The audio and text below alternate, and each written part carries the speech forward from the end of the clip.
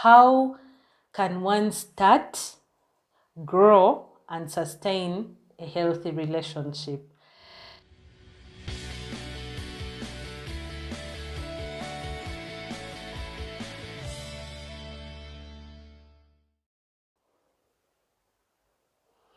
Hi, hello, my people. How are you?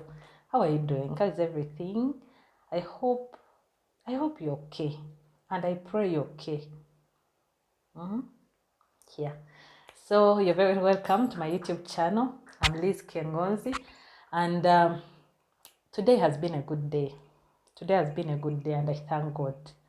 Please, if you all those questions I've asked you, how are you? How are you feeling? How's everything? Please answer me in the comment section. These are tough times, so every day that is good, we thank God. Yes, so today I want to talk about something. Someone asked a question which I felt would benefit us all. So I am just recording this video to answer that particular question. And the question is, how can one start, grow, and sustain a healthy relationship? Very, very broad, but I'll try to divide it into a few segments so that at least we pick something. And please, if you're new here, subscribe. You see that red subscribe button down? If it still reads subscribe, then you haven't subscribed yet. Just click on it. It's free of charge. They don't charge any money.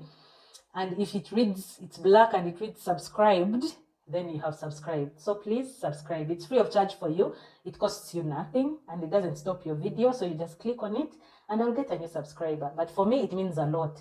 Every subscriber I get gives value to the videos I'm making, to the information I'm making, and helps it spread further. So please subscribe so that the message I'm giving out is not just for us alone, for the 10 people that will watch or 20, but it spreads out to as many as possible. If you find it helpful, please comment, like, share it so that many more people can subscribe and it goes further. Yeah. So as we start, the question is, how can I start, grow, and sustain a healthy relationship? One thing I'm very sympathetic about most of us is that we've not been taught how to relate. We just are left to learn remotely. We are left to just imagine, to just observe. It doesn't matter. Some of us don't even grow up with two parents, but they don't really mind to tell us how to do most of these things. So I'm glad that we're having this discussion. I'm glad that this person asked this question. I'm going to give the analogy of a border. All of us have used borders. When you stand on the road, on any road, and a border is passing, these motorcycles, they will ask you, Nyabo Genda, are you going? Where are you going? You see, or they will stop and have a conversation with you because you seem available. They will stop and they will ask you, where are you going? I'm going there. Oh, that one I'll ask you this much. I'll take 2,000. You're like, no, 2,000 is a lot. Let me give you 1,000. It's like, no, that's too little. Give me 1,500. Like, okay. I think 1,500 is okay. Then you sit on it. Even as you go, if he's riding too fast, you can tell him, say okendeza. Then he will reduce score. Or if you're pushing too much onto him, it's like, nyabo sembera yo. You push. Like it's a negotiation, it's a conversation, so that both of you are comfortable, both him and you. Even at the end, you pay how much you agreed. Some of them, even there's an evaluation. If it's like safe border, they ask you to rate the person, maybe give a comment, And now why this exactly rings to me as a relationship is because when relationships are beginning, it's a negotiation. When they're going on, it's a negotiation and it's a lot of communication. Even at the end, it is a negotiation and a communication. A healthy relationship should start, remain, and end in a healthy way. So that's the whole point, how we are going to answer this question. So we begin with, how should we start a relationship? To begin with, the assumption is you have been single and you're a single whole person. Please, for the subscribers, there's a video that's going to come about singlehood. You'll see I'm going to upload it also. If you're single and a whole person, what does this mean? Mentally, emotionally, intellectually, you're single and you've worked on yourself and you're a whole person. Of course, all of us are work in progress as human beings. But before you get into a relationship, you should get at that point whereby you are content with the kind of person you are. If I look at myself as Elizabeth, as a single Elizabeth, with all that I know about myself, if I was someone else, would I marry me? You get, if there's anything I'm not sure about, I need to work on it right now. So I'm assuming that you used your singlehood to develop yourself. You know what you want, because if you know what you want, you'll not pick anyhow. Most of us are picking wrongly because we just assume what we want, we are. And in the process, you get somebody who doesn't match up with your principles, practices, or even values. But if you know who you really are, you know, Elizabeth, I have this weakness. My biggest weakness is this. That is very easy to deal with. It's easy to even communicate to your partner, so they easily deal with you. But when you don't know who you are, you just live in assumptions. Even then they come assuming who you are. They find a different thing. You keep changing because circumstances are changing. It gets very confusing. That's how you hear people saying that, I married her when she was like this, now she's like this. But if you front who you are from the beginning, there's no way your partner can be surprised later on. So we need to be very, very careful that before we change our status from singlehood, we know who we are. We know what we want. If someone asks you, what kind of man do you want? Are you going to list the men you've been hearing your girlfriends talk about? Are you going to list the things you've been seeing on TV? Or you really know the kind of man you want? If you see your principles on the list, do you know what is a deal breaker for you? Whereby you're like, you know what? Without this, nothing. Or with this, it's okay. Do you know those things? You can't know those unless you know yourself. So we are beginning with this to answer this question from a point of wholeness. This person is starting a relationship and they are confident, they are independent, they know themselves, they know their purpose in life, they know what God created them for, and they are on the path to achieving it. How do you start a relationship?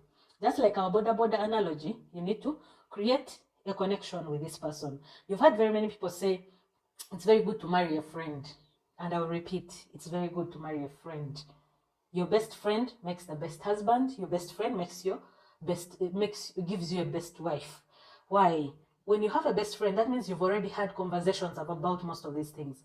With a best friend, that means you already know each other's weaknesses to a great deal. With a best friend, that means you've talked about your backgrounds. You've spent time together. You know what ticks for the other person. You know what works and what doesn't work for this person. And it's very easy to deal with a best friend, because with a best friend, there's no pretense. You get, there's no falseness. There is no, and most of the things that kill our relationships is portraying yourself as this person, and then the person finds out you're a different thing. You find on the date night, you were sharp, you were looking hot, you were speaking correct English, and now all of a sudden, you start dating and the guy cannot understand a single sentence you're saying. But for a friend, that can't happen. They even know when you're faking accent.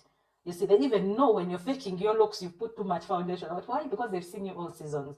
So we need to create a connection. And how do you create a connection? You need to spend time together. Not too much. Of course, suffocating somebody with your presence is also not good. But you need to spend enough, ample time, a lot of time that both of you are comfortable with. Because as you spend time together, you get to understand each other, you get to have conversations with each other, you get to understand what's going on in the other person's life. And this is the quality time you need to spend with each other. You need to learn about each other and be very honest with each other. As you be honest, you're building trust. As you be honest, you're understanding what's going on in the other person's life. And that's how you build connections and emotional intimacy. Number 2, second step, after you've made the connection, you need to make a commitment. And this commitment, this is very, very key. Most of us have been in relationships that are assumed, whereby the man assumes he's dating this girl, and this girl has no clue that they are dating.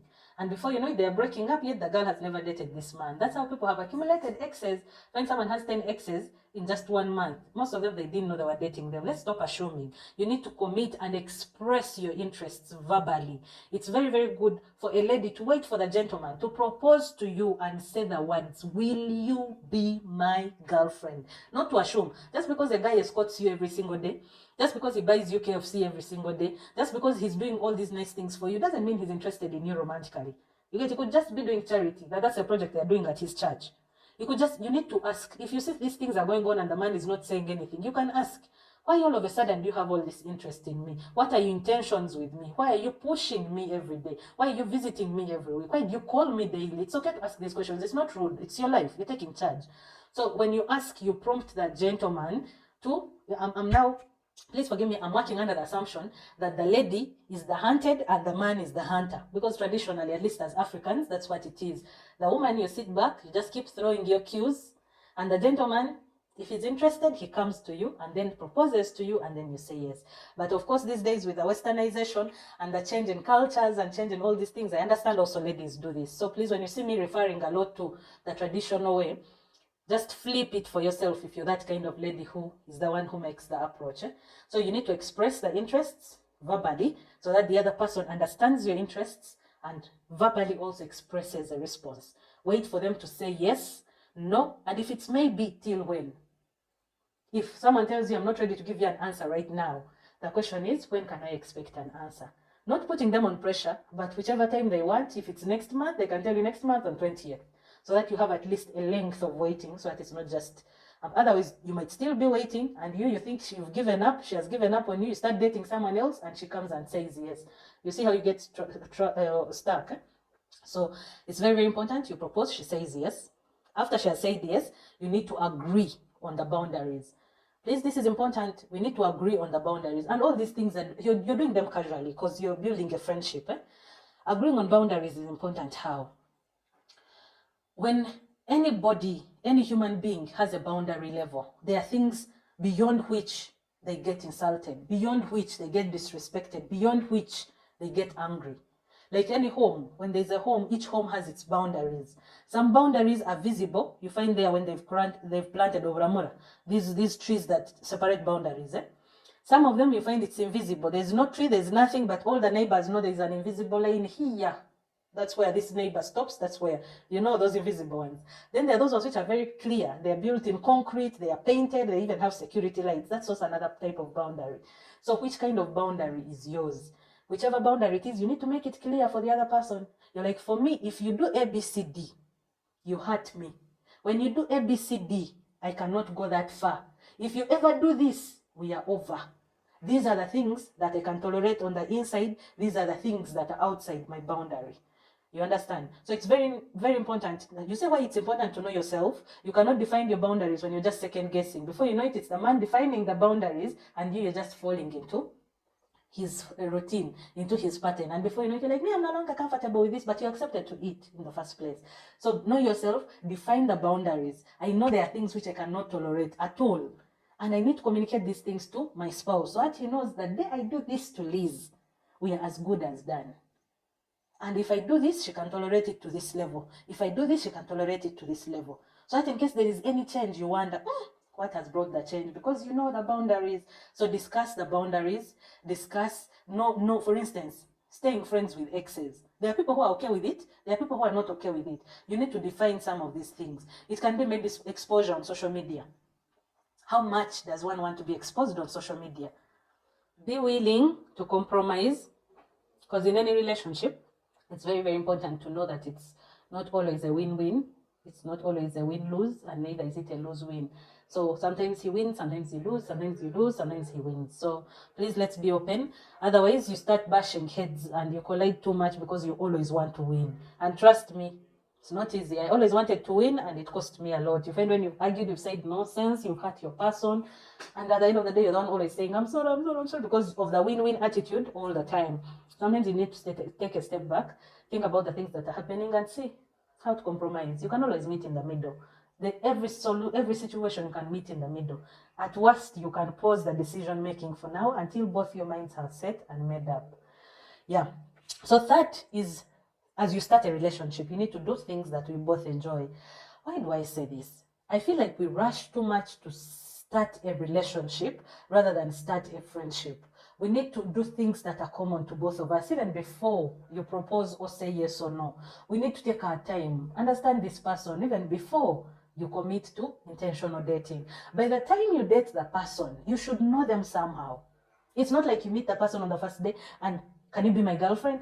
It's like we are on gunpoint of late. Like, it's such a rush. So take your time. You can say, you know what, let's be friends.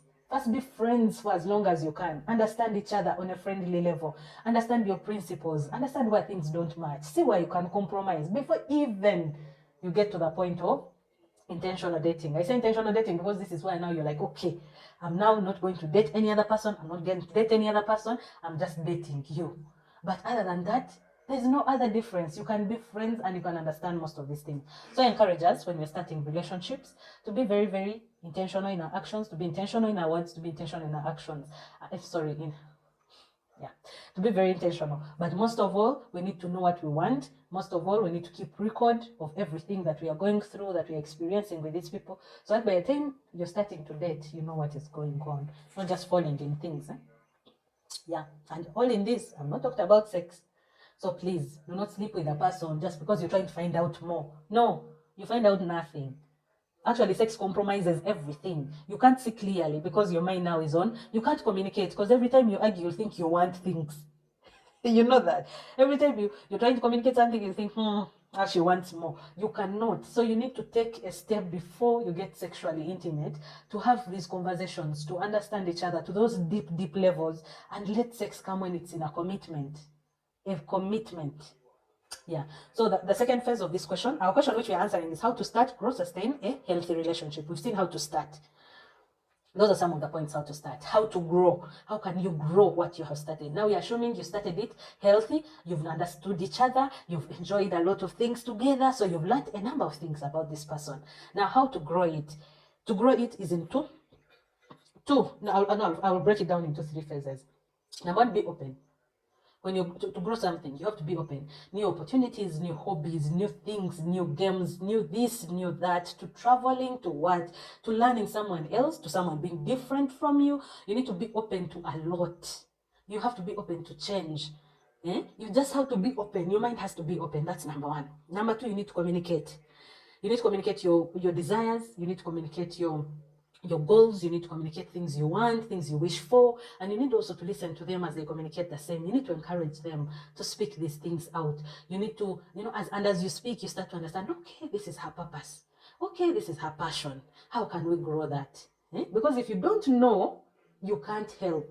But if I know now my husband has a passion for, I'll give an example, he really loves music, has a passion for music. How can I help him as a wife? How can I help him as a girlfriend to build his music? Maybe every time he's going out for a gig, for a band practice or something, I can help him lift the machines. Maybe I can help him manage the books. Maybe I can help him manage the bookings for the band. Maybe I can do this and this. Like, you see someone's intentions, you see someone's goals, you see someone's passion and calling, and you're able to help them. That's how we grow. But if you keep it on the inside, it's very hard for you to grow. Number 1, you can't internalize everything yourself, and even your partner can't know how to help you.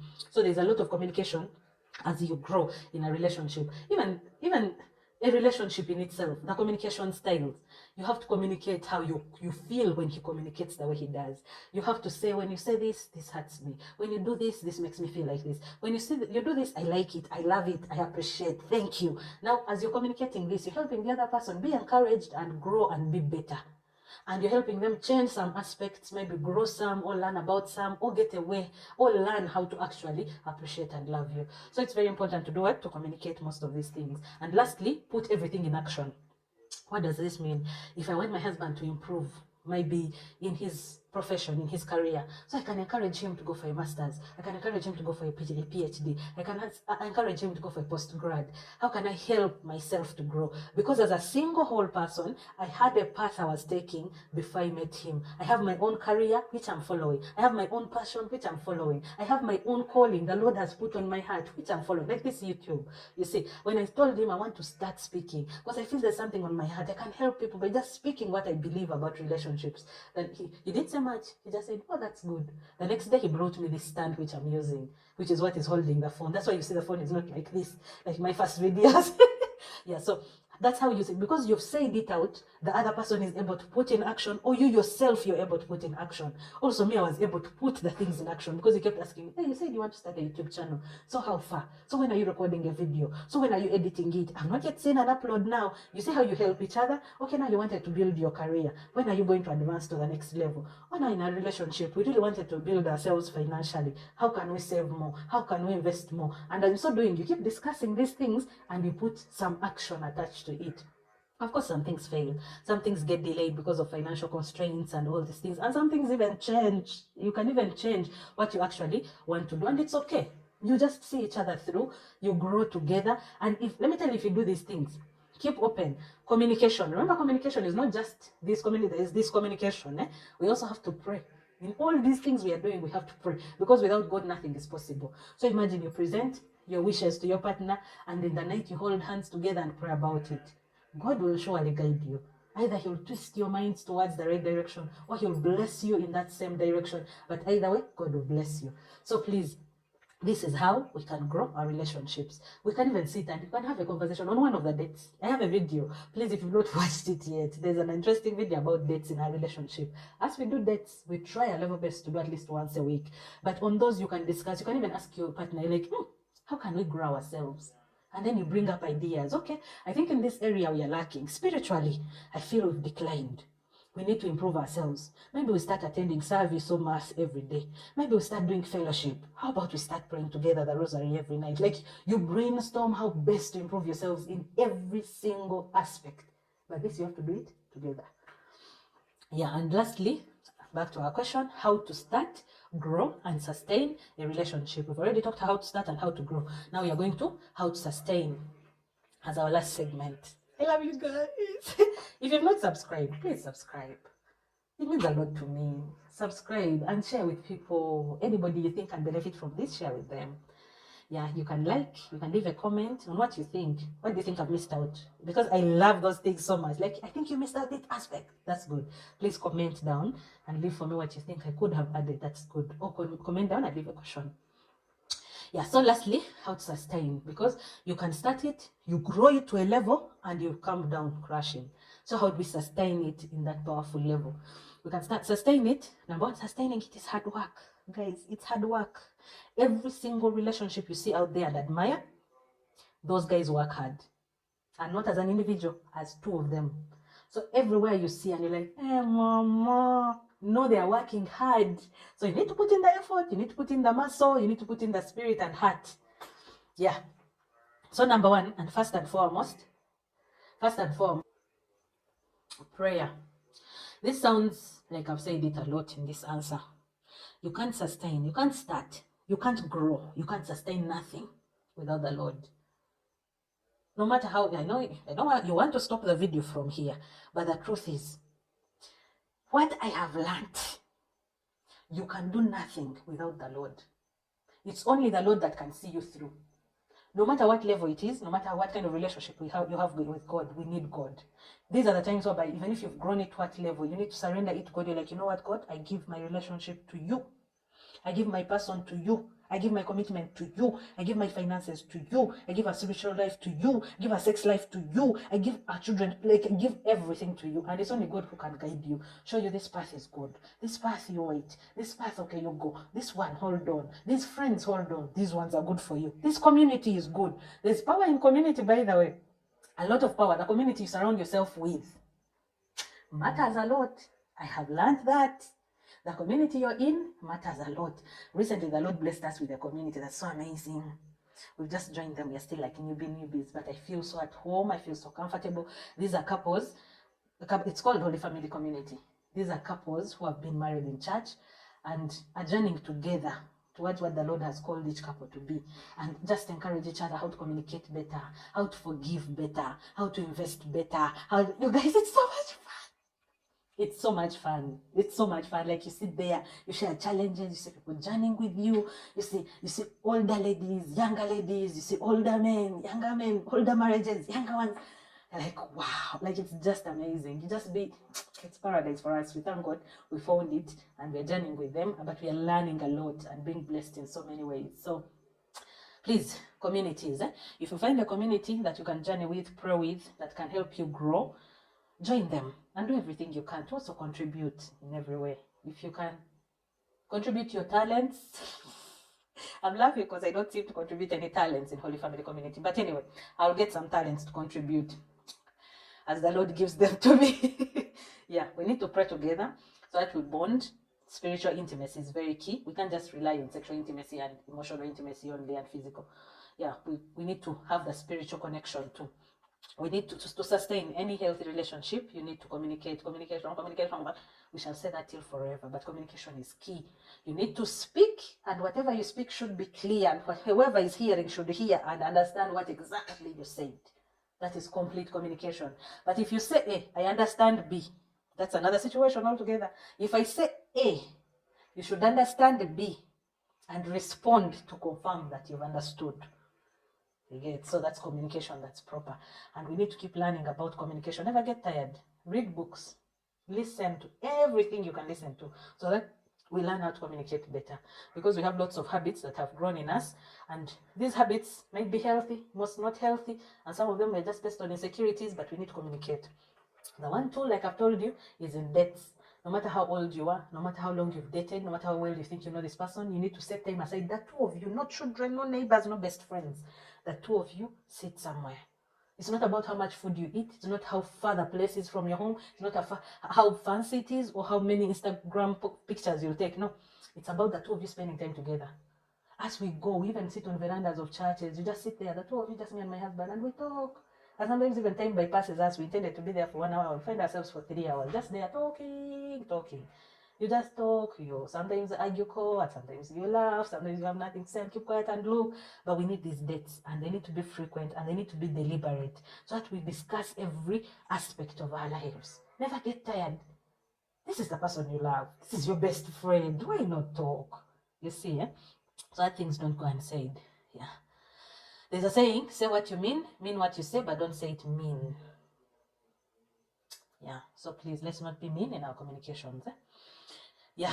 The other third point is evaluate your relationship frequently. And this can also be done through dates. I know we can judge these things when we are home and all this, but home has a lot of distractions.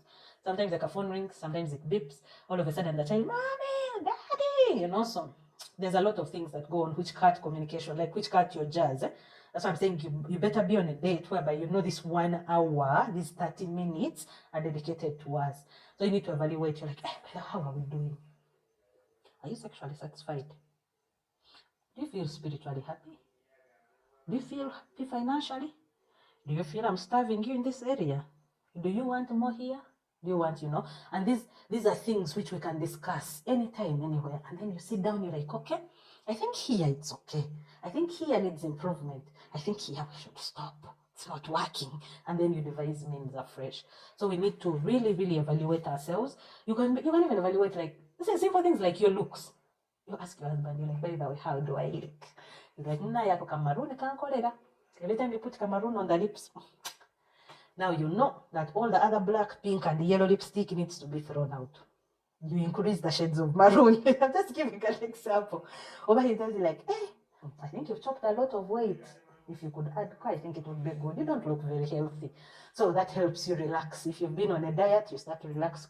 And I'm not saying that all the things we do should be dictated by them, but we need to know what their needs are like, so that you don't reach that point where you've lost yourself and you've forgotten what his needs are, and he also just leaves you there. And 20 years down the road, he's like, you were just looking nice on the first day, not now. So we need to evaluate ourselves and evaluate every aspect.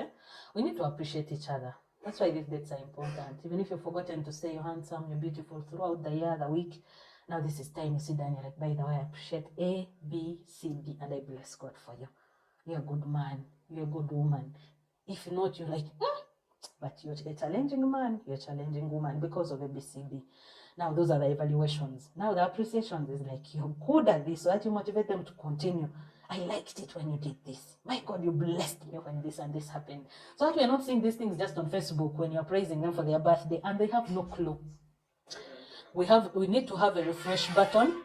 Yes, we all need a refresh button. We all need a refresh button. And this refresh button in our relationships is what they call forgiveness. We need to forgive. We need to forgive. Not once, twice, thrice, but we need to forgive. Of course, there are moments when you really see things are not working out. But as much as possible, let forgiveness be closest to us. Not to just give up at the sight of the first challenge. No, not to give up at the sight of the first insecurity. Nobody is perfect. You're not perfect. I am not perfect. We all have things, projects which the Lord is working on in us in different areas. And we're also growing. Some things are changing on us. Some things are revealing themselves on us. So please, let's always, always forgive. Make it a mission to fall in love intentionally on a daily basis.